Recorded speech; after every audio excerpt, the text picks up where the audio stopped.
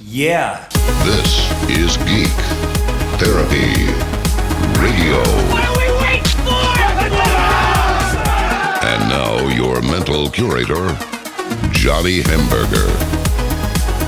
Welcome into Geek Therapy Radio. Of course, I am the mental curator, Johnny Hamburger. Thank you for stopping by. If this is your first time and you're just tuning into the broadcast of Geek Therapy Radio, let me just bring you up to speed. We are all geeks about something. So embrace your inner geek. Be good to yourselves and others. And that's basically the mantra and the motto of Geek Therapy Radio. Whether you're a geek about cars, or kites, or astronomy, or musical instruments, or whatever it is you're fascinated about, whatever it is. Some of you even have made your life about it, your whole career and your profession about your geek thing. Geeks are sexy. We're taking the word back.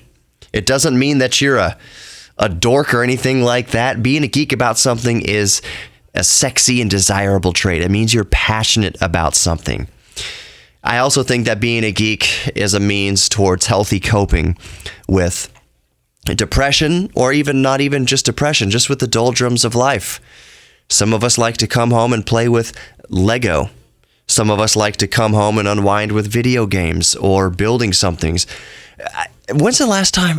I just thought of this. I used to build little airplanes with popsicle sticks. Popsicle stick crafts, I guess. That's very therapeutic.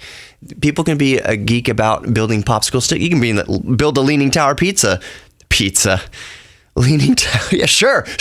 You can build a Leaning Tower of pizza with popsicle sticks. So I'm just saying, whatever you're a geek about, embrace it, lean into it.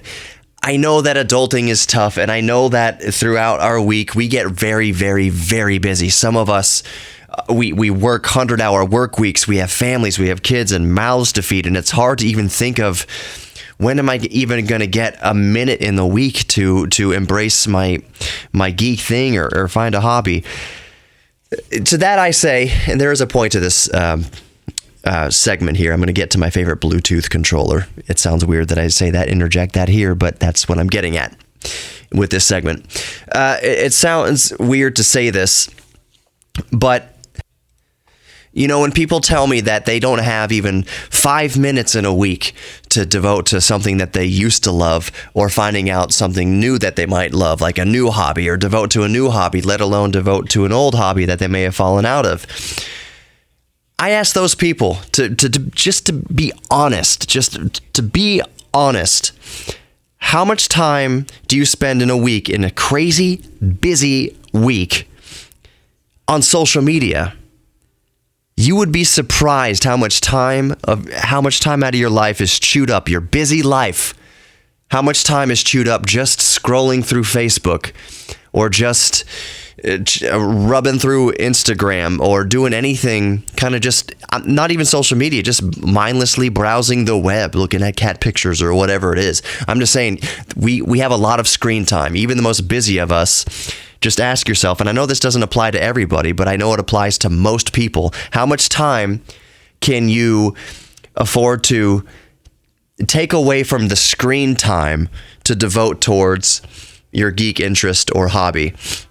I'm sorry, I'm getting over a cold. And that's not to say that sometimes people's side hobby, what they're a geek about, is computer programming. So obviously that would require screen time. But how much time is wasted on social media? How much time is wasted watching TV that can actually go towards something therapeutic, something where you work with your hands or you stimulate your mind? I'm just saying, try to find 5 minutes a week where you can devote to an old hobby or researching a new hobby. And one of my aims at Geek Therapy Radio is to help you through anything I say, just even in passing on the show, maybe spark an interest in something new.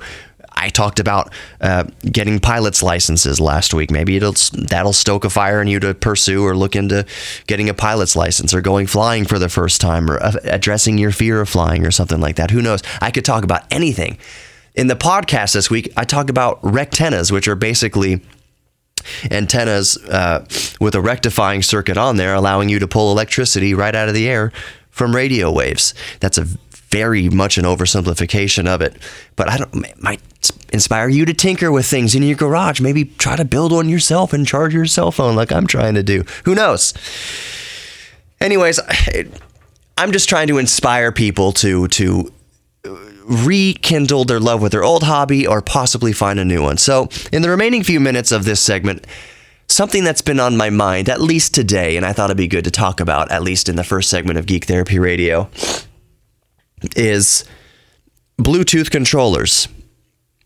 So, for one thing, Bluetooth technology, Bluetooth radio technology and communications technology has come such a long way over even the past 2 or 3 years that if you would have asked me just a couple years ago if I would be caught dead with a pair of Bluetooth headphones, I would have said absolutely no. I would not be caught dead with a pair of Bluetooth headphones. Bluetooth sucks for streaming audio. I'm eating crow because now, through the advancement of technology, Bluetooth is actually very, very good for streaming audio. There's advanced codecs with Bluetooth that allows for absolutely stunning clarity with Bluetooth audio. Now, a good pair of wired cans with matched impedance to a good amplifier, headphone amp, and a DAC, digital analog converter, everything like that, that's going to blow Bluetooth out of the water. But go try a pair of Bluetooth headphones on today. Go try a pair of Sony 1000 HXs or whatever they are. It will blow your mind how good Bluetooth sounds nowadays. So I thought similarly of Bluetooth controllers for gaming. How could it be that good? How could latency be low enough to make it viable or make it good enough for gaming? But it is. It is. Bluetooth controllers are amazing now compared to what they were even just a few years ago.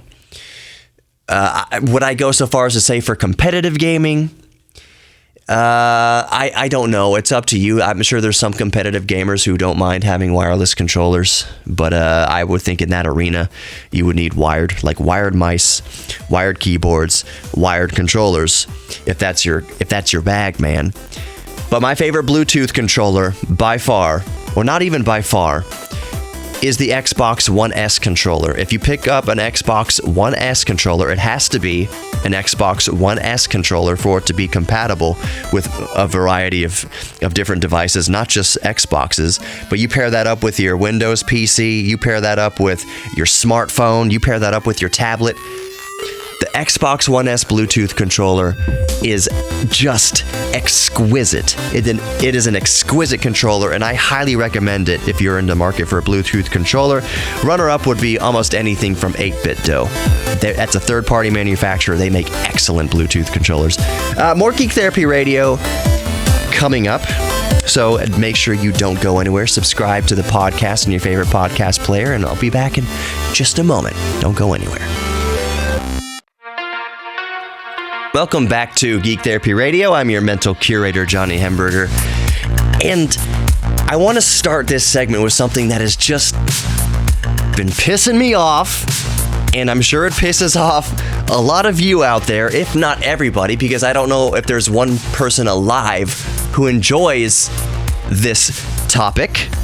But it is robocalls and spam and fraud calls and just our phones blowing up like never before with spam calls and robocalls and fraud endlessly every day. I would say I cannot remember a day in my life in the past several years that have gone by where my phone didn't ring at least once with a fraudulent call or a bot or spam or whatever it is.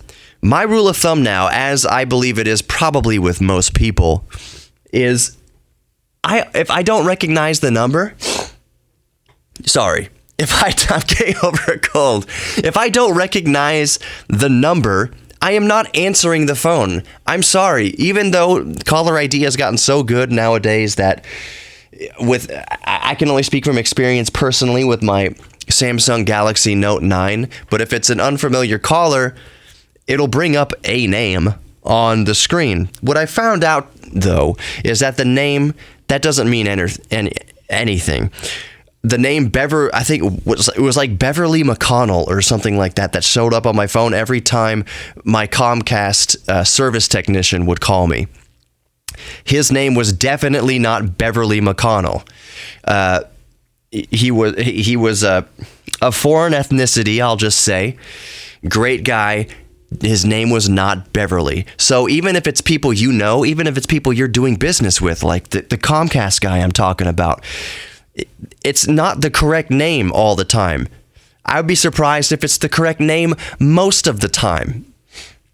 So my rule of thumb is if I don't recognize the name, even if it's a legit name and it doesn't just show up on my screen as fraud or spam or robocall or whatever it comes up on there, possible spam or something like that. Even if it says like John Johnson, I'm not answering the phone. It's not John Johnson. And even if it is, if it's important, they'll leave a message. And that's what I'm getting at. My standard protocol for screening phone calls is if it's my wife, I'll answer. If it's my mom, I'll answer. If it's a friend or family member, I'll answer, given that I'm not elbow deep in work or something like that, of course. But if I'm just sitting there, I will answer the phone. If it's a family member or somebody I know personally, that's basically in my contacts list. Somebody that I personally added to the contacts list. Yes, I'll answer the phone for that. Everything else, nothing. Nada. I am not answering the phone. I'm sending that ish straight to voicemail. Because my theory is if it's important, they'll leave a voicemail. So if it's my dentist, for instance, if it winds up being my dentist, we're just confirming your appointment for whatever. Yes, they're leaving a message because it's important. It's your dentist. It's somebody that needs to convey information to you. If it's somebody, I can't wait for this day, and maybe it's happened to someone out there listening. If it has happened to you, please email me, GeekTherapy@iheartmedia.com, GeekTherapy@iheartmedia.com. Please email me if this has ever happened to you, or go on the Geek Therapy Radio Facebook or any of the social media. Just Google search Geek Therapy Radio and it'll come up. And like, follow, subscribe. Shameless plug. Has it ever happened to you where one of your, an acquaintance, I guess, it could be anybody really, but they say, yeah, I've been trying to call you. I tried to call you like 10 times last week. Are you serious? You have the audacity, like they're getting indignant on you because, well, I tried to call you like 7 times and you never pick up your phone. Leave a message. If it was important, leave a message. Has that ever happened to you? I don't think that in this day and age of privacy concerns, in robocalls and spam, in fraud, that you can have any other attitude other than being very careful and selective of who you pick up your phone for. So for the fact that somebody could come at you with, well, I tried to call you like 7 times. Yeah, you dope, but you didn't leave a message, so obviously it wasn't very important. Obviously it was not critical, so how dare you get mad at me for not answering my phone? Do you know what day and age we live in? Have you checked your watch? It is 2019. Screening phone calls is just basic protocol. I would call it etiquette nowadays. It's part of just growing up and knowing how to navigate the world. You screen phone calls, all of them. If it's your wife calling, you answer. If it's any other name showing up on your screen that you have no affiliation with, it goes to voicemail. And if they leave a voicemail or not, that's on them, not on you for not answering your phone all the time. I'm sorry. We are so unbelievably connected nowadays. It's almost at a point that's it's inconceivable how attached we are to each other. Have you ever just stopped and think about all the ways that someone can get in touch with you, that someone can get in contact? You know, I think we as a society have this case, and I know it's weird for me to be talking about this as the tech guy, as the geek guy who's so down with technology. If you're this down with the cutting edge, like I like to think of myself as being, you can't help but understand and be weary of it all. I have mentioned, without getting on too much of a sidetrack here, I have mentioned so many times on this show that I think 2016, not because it correlates with an election or anything like that, but I think 2016 was a tipping point with AI and cloud computing and quantum computing coming up on the precipice, and the end of the physical, we're nearing the end of the physical properties of Moore's law. That is, we can't make transistors small enough. Theoretically, the end of Moore's law is a transistor the size of a single what is a hydrogen atom? It's something that has to be able to switch into binary states of a positive or negative charge. We're at the 7 nanometer manufacturing process. I believe AMD is down to 7 nanometers now. We're getting pretty small as far as how many transistors we can fit onto a computer chip. So that's happening now. By the early 2020s, we're going to be basically effectively done with how small we can make processors, how many transistors we can fit on a chip. So I say that 2016 marks the tipping point. In the early 2020s, with quantum computing on the horizon, we have only gotten glimpses. We have no idea what is yet to come in terms of privacy and AI and surveillance. Oh, I'll get onto surveillance in a second. It's tough to navigate, and it's kind of imperative that we at least try to navigate this. This is all just part and parcel with the screening phone calls and the spam. What got me onto this whole subject was reading an article that there's some hubbub in the government about forcing big telecom communications to adopt, what is it called? Shaken/stir. Anti-phone spamming and fraud techniques, that carriers must adopt these new techniques or make an effective effort to thwart spamming. And my takeaway of it was a very long article. My takeaway is it doesn't matter. It doesn't matter. All that happens is that they'll figure out new ways to get around whatever protocol they put in place, whatever anti-spam they put in place. The spammers will figure out a way around it. They always do. It's going to be constant cat and mouse chasing our tails to thwart this issue, and it's only going to get worse in the future. Deep fake and AI, you're going to hear people saying things in their faces, saying things in real time that doesn't exist. It's going to be the president, whoever it is at the time, giving a speech. That president is not there at that location. That president never said those words. But AI will have learned that president's face, learned that president's vocal patterns, and recreate it in such a way that will dupe anybody watching. So we gotta be safe with all this. We have to be safe. I think I'm gonna wrap up this segment here, but I'm gonna get into this a Ring controversy. You know those doorbells with the cameras in it? Cops want access to it. That's a slippery slope we're gonna talk about in the next segment. Don't go anywhere. I'm your mental curator, Johnny Hemberger. You are listening to Geek Therapy Radio. Subscribe on your favorite podcast app. It's all over the place. Just search for Geek Therapy Radio. Of course, we prefer the iHeartRadio app here, but you can get it on Apple and any Google podcast app. Just search for Geek Therapy Radio and it'll come up. 5 podcasts per week. Fresh new episodes per week. We'll be right back. Welcome back to Geek Therapy Radio. I am your mental curator, Johnny Hemberger. Subscribe to Geek Therapy Radio in your favorite podcast app. Just search Geek Therapy Radio. There I am. There you will be. Hit the plus, hit the check, hit the star. However you subscribe to it, do it.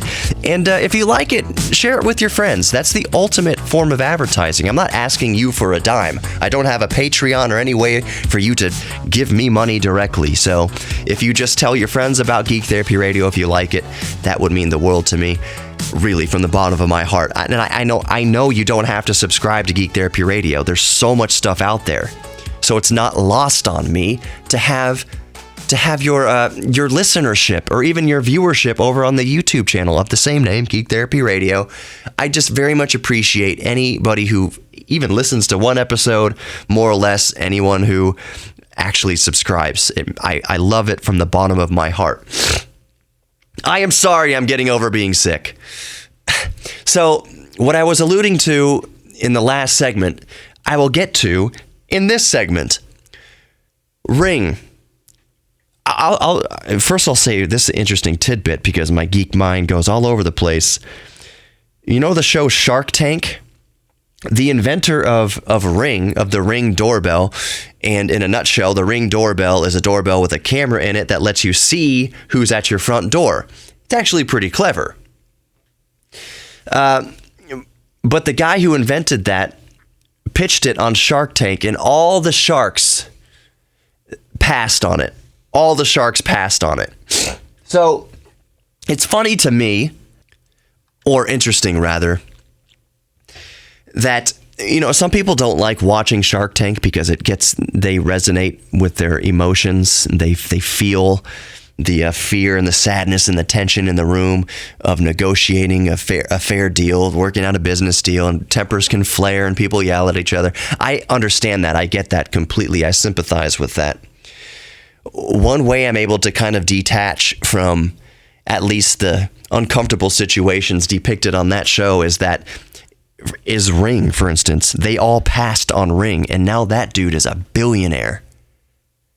I guarantee most people listening have walked up to a house with a Ring doorbell, and I love to mess with them. I love to put my eyeball right up to that camera. If there's someone being goofy in your Ring, it's probably me. I guarantee it. I love messing with those things. Not in any destructive way, just in a stupid, that's obviously Johnny at my door type of way. It's never my butt. I should say, well, it's never been my butt so far in the Ring. But as soon as one of my close friends get a Ring, a cheek might pop out. I'm just saying. Anyways, back to the main point of this segment that I alluded to in the last segment. There is more hubbub in our increasingly connected world that we need to stay on top of. I'm a big believer in precedents. I'm a big believer in the impact that precedents set, not just with political figures.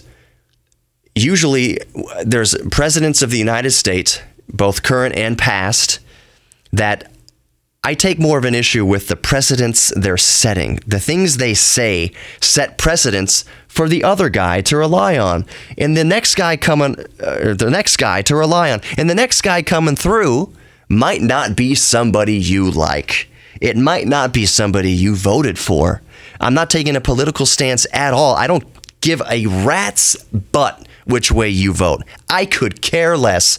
All I care about is that you're a good person and you're good to each other. That you can come down and sit at a table for somebody on the left and right, doesn't matter where you sit, and you're just kind to each other. Just good people. Why does politics have to make us such a-holes to each other? It doesn't, in a social setting, it doesn't matter. Why does it matter who the person you're sitting across from voted for in an immediate social setting? Yes, politics matter. Yes, government matters. But when you're with people and you're bonding and you're sharing a space with another human being, it doesn't matter who they voted for. What a ridiculous thing to cut family members off for, to cut friends off for, to block people for, or whatever, because a different political opinion? Are you kidding me? Are we children? Are we as adults? What kind of example are we setting for our children where you eliminate somebody from your life because they have a different opinion than you do? How ridiculous. Just think about that. Just simmer on that point for a second. Someone has a differing opinion, so you don't talk to that person anymore. That is just nuts to think about. Absolutely crazy. Anyways, I'm a proponent for the precedents that issues set. So, going back to the Ring, there's a big hubbub with police departments wanting to get rights or warrants, so to speak, for Ring video cameras in doorbells. Those Ring doorbell video cameras that police departments just willy-nilly that they wouldn't need a warrant.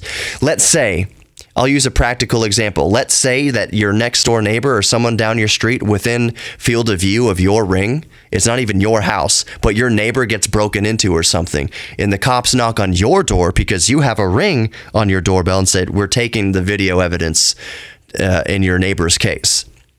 On the surface, that might sound like, yeah, I want to help my neighbor, and believe me, I'm all for that.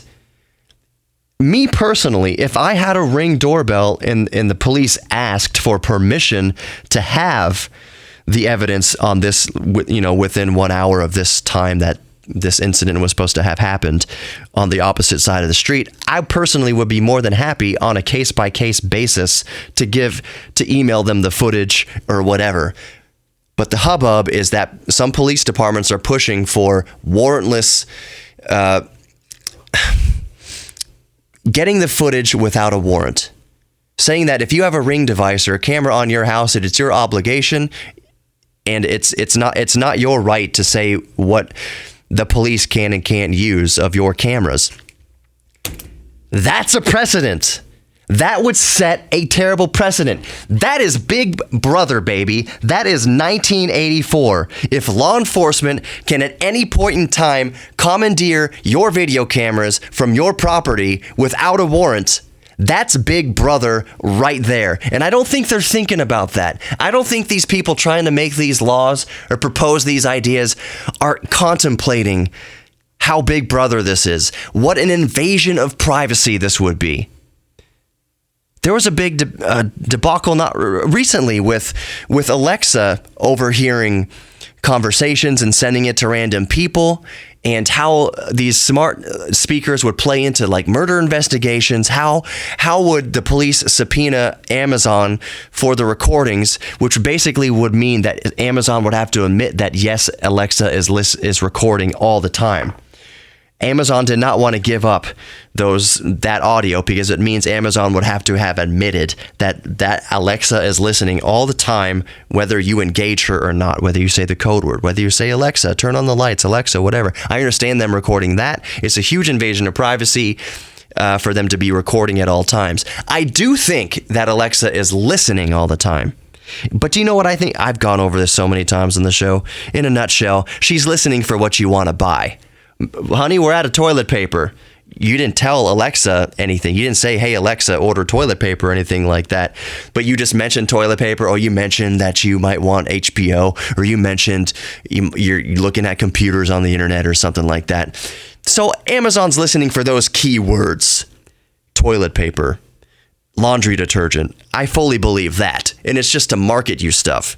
There's no reason, this is my personal opinion, there's no reason for the government to want to slaughter their fattened calves. This idea that the government wants to round you up and just slaughter half the population, blah, I don't personally buy into that. You're free to disagree with me, but I don't personally buy into that.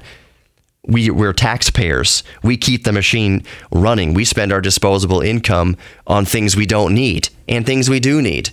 So what incentive is there for corporations or the government to kill us all? Ooh!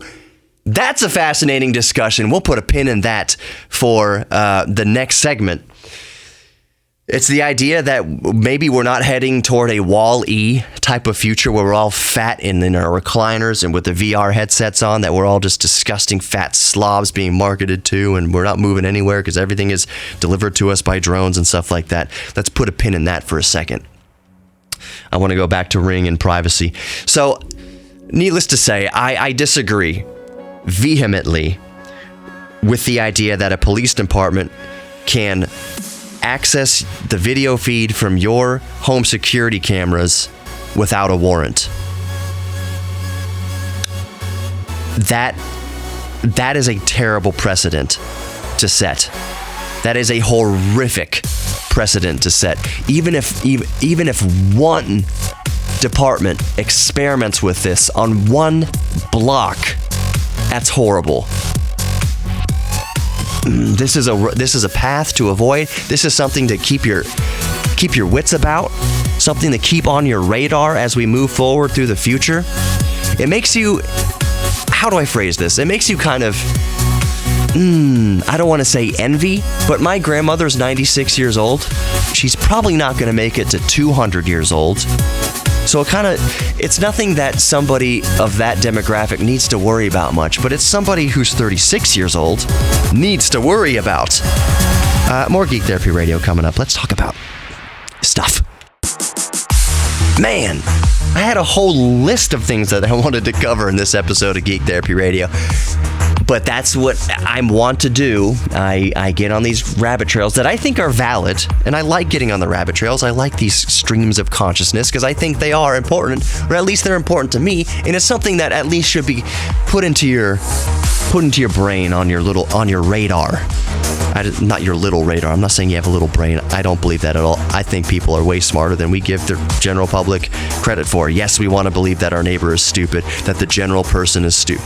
No, I think people that you assume are stupid, or people that you think are stupid, or that display themselves to be give evidence that they are stupid, I think that person that gives tons of evidence that they are stupid, really it boils down to they don't believe in themselves enough. They've sold themselves short. They've been too scared to apply themselves or put their neck out there that they have an intelligent thought. So I don't think people are actually stupid. I think they've just sold themselves short. So I don't think everyone's stupid. By the way, I'm Johnny Hemberger, mental curator. I might be stupid. I probably am stupid in a lot of ways, in a ton of ways. You know, it's something to keep in mind as I drive around and I see people not using blinkers to signal a lane change. My first thought is, what an idiot. What a lazy, stupid moron who can't even lift a finger to signal a lane change. Is that where we are in society, where you can't lift a finger to signal a lane change? It's either that you're stupid or lazy. That's my first thought. But I always give the benefit of the doubt. I say, maybe, okay, that was one infraction. I only saw them do it once, so I'm not going to assume on their lives that they are ignorant, because they may have just made one mistake. And sure enough, most people, the next time they change lanes, they pop on a signal or whatever. And nobody's perfect. I get that. But if you're following somebody in traffic and they're just routinely, every single time they weave across a lane, there's no blinker, you can assume with mounting data and mounting data points, with a mounting set of data, that they might not be the brightest bulb or they're lazy. But what it turns out to be most of the time, they've got their damn phone pressed to their ear, or they're looking down at it, texting, doing whatever. They're distracted. At the very least, they're distracted. But on the whole, they're not stupid. And everyone makes mistakes. So you assuming somebody is stupid, you only saw one little mistake that they've made that their entire day. And you're making an entire judgment call based on one data point. What a horrible scientific hypothesis to make off of one data point. This person's probably stupid because they messed up in line at CVS. No, they made a mistake. You make a mistake. I make a mistake. We all make mistakes. And sometimes our first impression to the general public in a room, in an area, is that one mistake. That's just one mistake. The person you're thinking is stupid, or, oh, look at this idiot, they might be a brain surgeon. If you're in the med center or something like that and somebody drops their soda all over their pants, they might be a brain surgeon. Now, whether that's a result of shaky hands, maybe they shouldn't be a brain surgeon if they have shaky hands. But I'm just saying, we all make mistakes. So don't judge a person based on one mistake. All right, what I wanted to get into in this segment, feeding off of the last segment, is I had an interesting conversation with my wife the other day. I think we were on our way to Kingwood or something like that. We were in the car. I don't even know how this subject came up. But you know, in the Matrix and in WALL-E and any other dystopian future type of films, which I personally do not believe in a dystopian future. I think even though things seem bad, I think things will get better eventually. I know that's very naive of me, to think, but the alternative is, I'm not putting all my eggs in the alternative basket. I'm not banking on that things are going to be bad. I'm not hoping that they're going to be bad. I'm preparing for the worst, but hoping for the best. That's a better way to put it. I'm hoping that the future is bright. That's why I'm optimistic about the future. But yes, I'm being safe and just assuming, just in case the worst happens. So anyways, we're talking in the car, and most of these dystopian futures depict us, in modern times at least, modern dystopian future films and books and things, depict the human race as fat and lazy and just strapped into a chair with a VR visor on. We're ordering everything we need. It's delivered to us by a drone. We don't have to get up off the couch. Everything is just hand delivered to us. We can get fat and lazy and just pump that cholesterol into our veins.